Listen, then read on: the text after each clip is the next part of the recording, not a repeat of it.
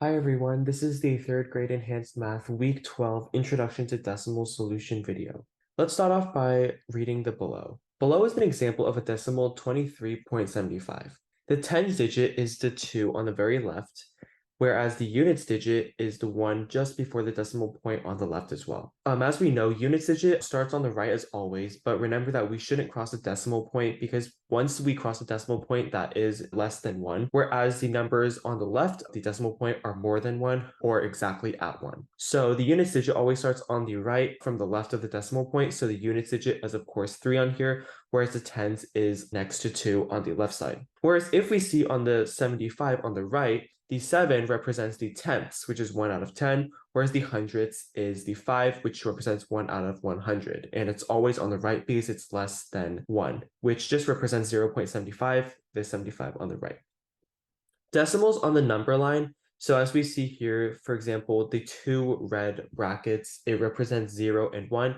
And these are all the decimals between this. For example, 0.1 in blue, 0.2 in blue. And for example, I'm in the middle, there's this green line in the middle of 0.1 and 0.2. That's just 0.15, as we see here at the bottom as well. Decimals on the number line from the above graph, we can see the relations between fractions and decimals. For example, 1 out of 4 equals to 0.25. This is obvious because 4 out of 4 is just equal to 1, which we can write as 1.00. So 1/4 of that would just be 0.25. Also, we can see here, for example, 2 out of 5, that would just be 0.4 because 5 out of 5, let me draw an arrow, 5 out of 5 would just be 1.00. So 2 out of 5, that would just be 0.4.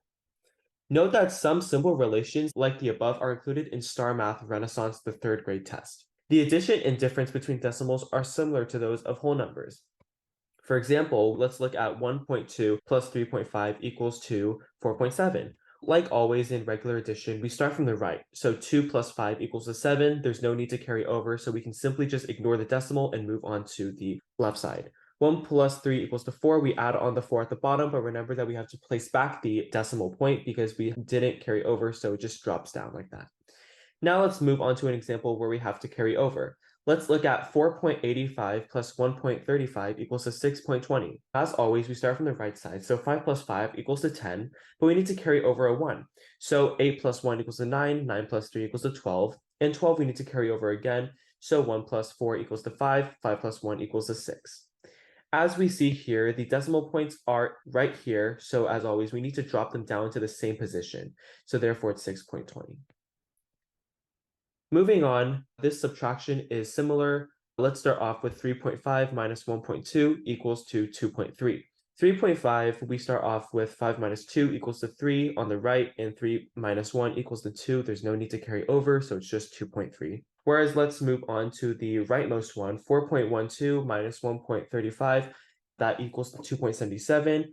We start off from 2 minus 5. Of course, we can't do that because 2 is less than 5. So we need to carry over. The 1 becomes 0 and 2 becomes 12. 12 minus 5 is 7. And then we need to carry over a 1 from the 4 because 0 can't be subtracted into 3. So 4 becomes 3, 0 becomes 10. So 10 minus 3 equals to 7. And then 3 minus 1 equals to 2. And the same position that the decimal is in needs to be dropped down to the same position. So 2.77. And multiplication of a decimal by 10, 100, or 1,000 is to shift the decimal point 1 time, 2 times, or 3 times to the right. For example, 4.5 times 10, that's just 45, because we move the decimal point 1 time to the right. So 4.5, that just becomes 45. And then the decimal at the end, but we can just subtract the decimal, so it's 45. 1.23 times 10, that would just be 12.3 because we move a decimal to the right, so it becomes 12.3. 101.35 times 10, that's just 1,013.5, again, following the moving rule. And finally, the last one, 101.35 times 100. This decimal point moves 2 times to the right, that becomes 101,035. Problem 1. Put the right decimals in the blank below. As we see here, the first one, we are given a range from 0 to 1 to 2 to 3. And each of these lines in the middle represent, for example, 0.1, 0.2, 0.3, and so on. So we can see here, this is 0, whereas this is 0.1, this is 0.2, 0.3, 0.4, 0.5, 0.6, 0.7, 0.8, 0.9, and then 1, and then right here. We see here that the arrow is pointing to 0.3, so we can just write 0.3 here. The same thing, it goes up 0.1 for the next range from 1 to 2, so it's just 1.1. So 1.1. And then 2 to 3, that's the same thing again, 2.1, 2.2, 2.3, 2.4. So it's 2.4. And finally, for the last one, 3.1 and 3.2. So this one just goes up 0.1 every time. The next one we can do again, it goes up by 0.1 again. We see here, this is 0.1, 0.2, 0.3, 0.4, and 0.5. So it's 0.5. And then the next one, 1.1, 1.2, 1.3, 1.4. The next one is 2.1, 2.2. And the last one is 2.9 because it's not right at the 3, but it's minus 0.1, so it's 2.9. And that is the solution to problem 1. Moving on to problem 2. $2.40 equals to something dollars, and 8.23 equals to something dollars and something cents. And then that is the first part of the problem that we're going to solve. As we know, $1, we can just write it as 1 with a decimal 00 at the end to represent it as $1. Now, the first part of this problem, $2.40, we obviously know that $2 is just $2 before the decimal, and after the decimal, we are given 40, so it represents 40 cents, so we just write 40 cents right here, $2.40. The next one, $8.23, again, $8 before the decimal and 23 cents after the decimal. To represent 23 cents is less than $1, so it comes after the decimal. The next part of the problem we're going to do in red, 30 cents, that is less than $1, so we just put 0 before the decimal and 30 cents after the decimal. $2.07, we can do $2 before the decimal since that's larger than $1, and then 0.7 to represent 7 cents after the decimal. The next part we're going to do in blue, 5 meters and 70 centimeters equals to something meters. As we know, 100 centimeters is equivalent to 1 meter. Therefore, we have 5 meters, so we write 5 meters right here, and the decimal because that's larger than 1, and after the decimal, we just put 70 centimeters. So 70 centimeters, that is just 5.70 meters. And the last one, 3.54 meters equals to something meters and something centimeters. Well, we have here that there are 3 meters, so that comes before the decimal, and after the decimal, it's 0.54 meters, so that just gives us 54 centimeters. And that's problem 2. Problem 3, put the less than, greater than, or the equivalent sign in the blanks. The first part of the problem, 1.78 is something to 1.8. Well, obviously, we know that since the before the decimal is the same, that's just 1 in the units place, so we must look after the decimal. We look at this part and find out that 7 is less than 8 for the first number that comes after the decimal, so therefore we put a less than sign. The next one we can move on. 6.2 is something to 3.7. Obviously, the units digit before the decimal is larger, so we put a greater than sign. The next one, 11.7, is something to 10.89. Again, 11 is greater than 10, so this is greater than. And then 1.2 is something to 1.20. Well, we notice here that although 1 has a 0 and 1 doesn't have a 0, these are still equivalent because they still do have both 1.2 and 1.2, but the 0 doesn't add like any value to the actual number, so therefore they're the same. The next part of the problem, $6.2 is equivalent to greater than or less than $6.09. Well, we can expand $6.09 to $6, which comes before the decimal, and 9 cents, 0.9. So then looking at this, it's pretty clear that $6.20 is greater than $6.09. So we write a greater than sign here. And then the next one, $5.23 is something to $7.02. Well, we can just write out $5.23, so $5.23, and obviously $7.02 is greater. The next one, 8.03 meters, is something to 8 meters and 30 centimeters. We can just write 8 meters here, and 30 centimeters, we can just write 30 after the decimal. And then we see here clearly that 8 meters and 30 centimeters is greater than 8 meters and 3 centimeters. The final one, 9 meters and 88 centimeters, is something to 10 meters. Well, obviously, we can already see that 9 meters is less than 10 meters, so we can just do a greater sign towards the 10. Problem 4. Find two closest integers to the following decimals. Something is less than 3.5 and 3.5 is less than something else. Integers have to be numbers like 1, 2, 3, 4, no decimals, something like that. The two closest integers to 3 would just be 3 and 4. And since 3 is less than 3.5, we put 3 here, and 4 is greater than 3.5, so put 4 there. The next one is 14.3. We know that 14 is in the middle between 14 and 15, so 14 would be less and 15 would be more than 14.3. The next one, it's in the middle between 20 and 21. So obviously 20 is less than 20.8, while 21 is a little bit greater than 20.8. The next one is 24.7. We know that 24.7 is in the middle between 24 and 25. So 24 would be the one at the left and 25 would be the one at the right. The next one, 7.6. 7.6 is slightly smaller than 8, but larger than 7. And then finally, 95.2, we can just put 95 at the left while 96 at the right. The next one, problem 6. Round off each amount to the nearest dime. A dime is just equivalent to 10 cents, or we can just write 0.10. So that represents a dime. So now let's round off 0.59 cents. As we know, 59 is really close to 60. So 0.60 is just equivalent to 6 dimes. So we can just write 6 here. The next one, 0.46, well, 0.46 is closer to 0.50 than it is to 0.40. So therefore, we can just put 5 dimes, since $0.50 is just 5 dimes. The next one, 0.21 cents. Since 0.20 is closest to 0.21, we can just put 2 dimes, since 0.20 cents represents 2 dimes. The next one, 0.68. Since 0.68 is closest to 0.70, we can just put 7 dimes.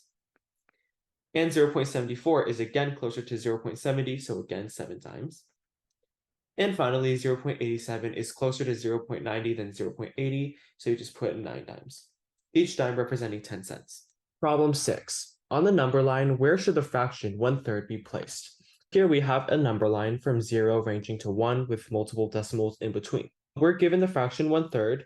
We can first add it 3 times, so 1/3 plus 1/3 plus 1/3 equals to just 1.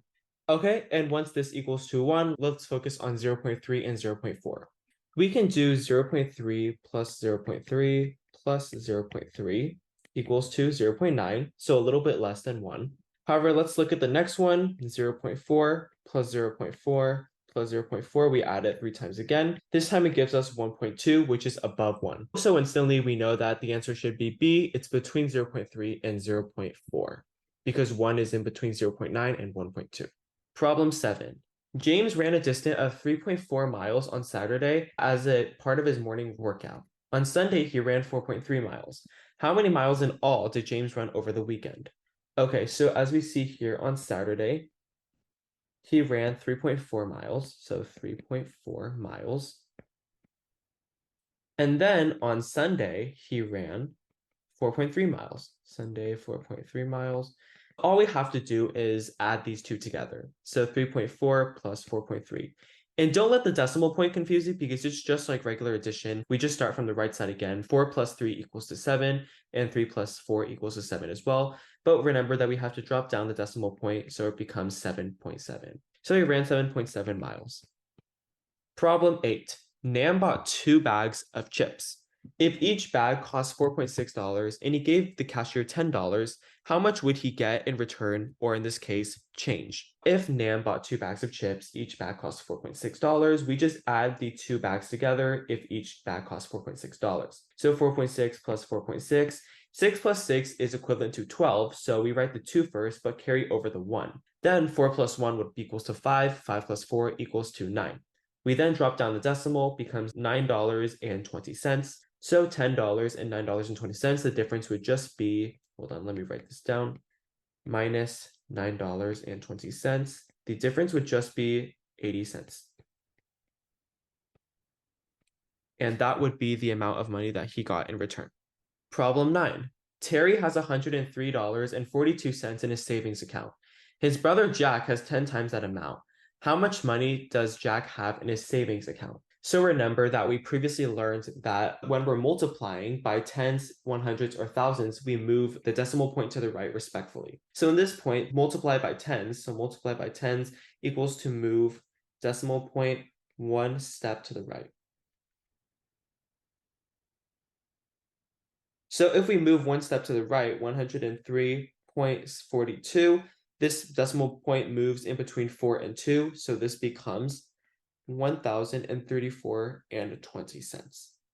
So his brother Jack has 10 times that amount. He has $1,034.20 in his saving account. That's a lot. Problem 10. Mike buys a can of 5 tennis balls for $2.50. How much would 3 balls cost? Mike buys a can of 5 tennis balls, so we can just write draw 5 tennis balls. Tennis balls are green.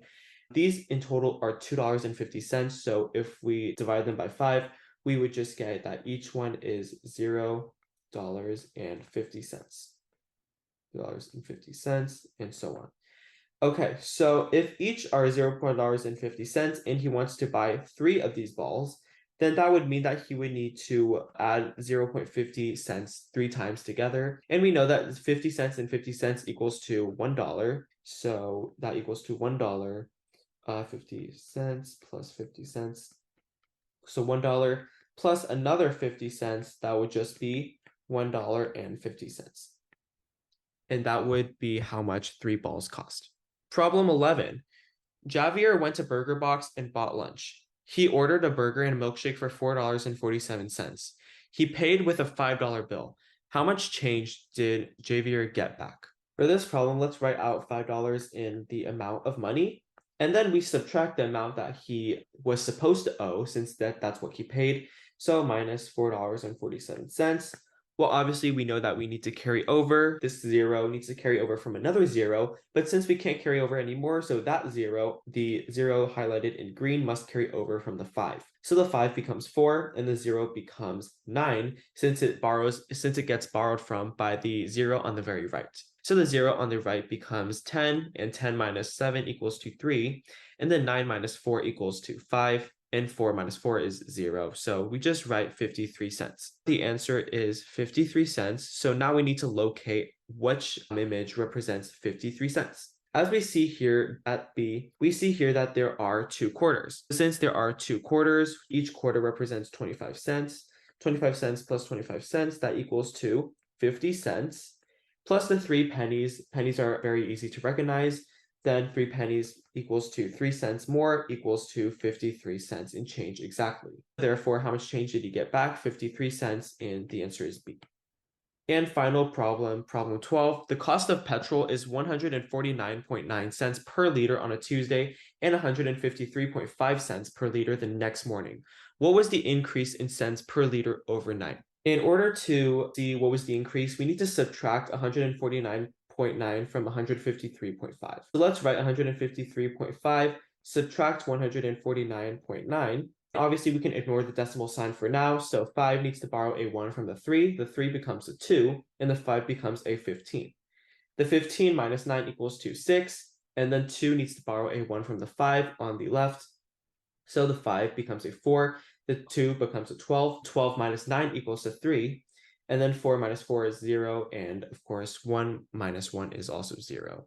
Therefore, we just get that the zeros get canceled. Therefore, we're left with 3.6 since the decimal points gets dropped down. So the increase in cents overnight was 3.6 cents.